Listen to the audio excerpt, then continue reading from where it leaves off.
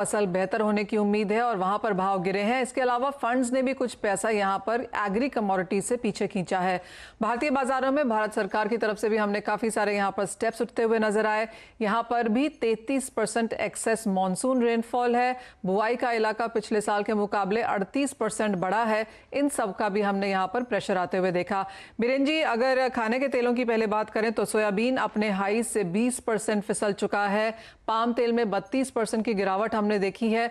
Overall edible oil sector के बारे में आप कहेंगे कि यहां पर भी इसका बुल रन खत्म है? ऐसा जो फ्रोथ था, एक्स्ट्रा फ्रोथ, स्पेशली जो बायोफ्यूल स्टोरी थी, उसमें बाइडेन साहब ने जो यू टर्न लिया, साथ ही साथ वेदर और डॉलर की मजबूती, यहाँ एक हिसाब से स्टेम्पेड हमने देखा है। Corn, wheat, soybean meal, palm, सभी जगह में शार्प डाउनफॉल आया है। स्पेशली पाम काफ़ी कमज़ोर है क्योंकि सबसे गिरावट वहाँ से शुरू हुई थी और हल्का सा बाउंस शायद आ सकता है, बट अभी भी थोड़ी इसमें डाउनसाइड रिस्क बची हुई है। एक ही जो शायद वापस थोड़ा पुल बैक करेगा वो सोयाबीन है, क्योंकि आज वो कल 5% गिरने के बाद आज अभी वापस ऑलमोस्ट 5% रिकवर हुआ है। और हाँ, इन्वेंट्री काफ़ी लो है, स्पेशली सोयाबीन यूएसए की। तो उसको छोड़ के इंडियन एडिबल ऑयल सिनारियो में अभी भी ऐसा लग रहा है कि मार्केट में शायद थोड़ा पैनिक बाकी है, बट अभी मैं ऐसा मान रहा हूं कि अभी शॉर्ट करना शायद काफी रिस्की हो जाएगा, क्योंकि पुलबैक भी एक अच्छा सा पुलबैक एक एक्सपेक्टेड है। रवि, आप कैसे देखते हैं? जैसे बाकी कमोडिटीज की बात भी यहाँ पर बीरेन जी ने कही, चाहे वो मक्का है, गेहूं है, कॉटन है, शुगर है, सभी में हमने 4 से 10% की गिरावट यहाँ पर भी आते हुए देखी है। कैसे देखेंगे आप इन इंडस्ट्रियल एग्रीकल्चर कमोडिटीज को, चाहे वो कॉटन है, मेंथा है, कोकुड है, इन सब के बारे में क्या ध्यान?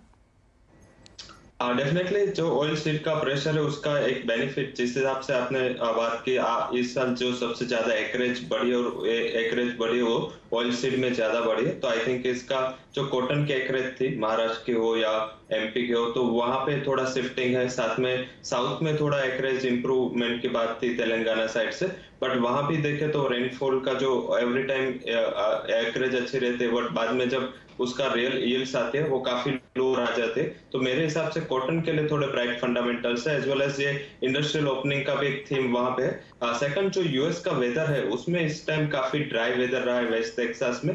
इस हिसाब से देखे तो यूएस की जो सोइंग है उसमें 4 लाख हेक्टेयर का कम सोइंग हुआ है। एज वेल एज जो यूएसडीए का लेटेस्ट अनुमान है कि यूएस के जो एंडिंग स्टॉक है उसमें 3 मिलियन बेल से ये स्टॉक कम होगा। तो आई थिंक कॉटन के लिए फंडामेंटल थोड़े इंप्रूव हो रहे हैं, थोड़े पॉजिटिव हो रहे हैं। इस हिसाब से ग्लोबल मार्केट में भी 82 का लेवल उसने ब्रीच नहीं किया। तो आई थिंक मुझे लग रहा है कि ये पूरी जो इंडस्ट्रियल कमोडिटीज है उसमें कॉटन के फंडामेंटल शॉर्ट टर्म में पॉजिटिव लग रहा है। बाय एंड डिप्स का स्ट्रेटेजी वहां पे रखना चाहिए। आई थिंक ये कॉम्प्लेक्स आगे जाके और इंप्रूव हो सकता है। जैसे ये कमोडिटी सेल ऑफ है, अक्रॉस द कमोडिटी से सेल ऑफ है, तो थोड़ा इंपैक्ट कॉटन को भी आया था। इस हिसाब से 3% ग्लोबली ये कमोडिटी के प्राइसेस फॉल हुए थे। हालांकि जो रुपये में वीकनेस है इंडस्ट्री के लिए काफी पॉजिटिव न्यूज है।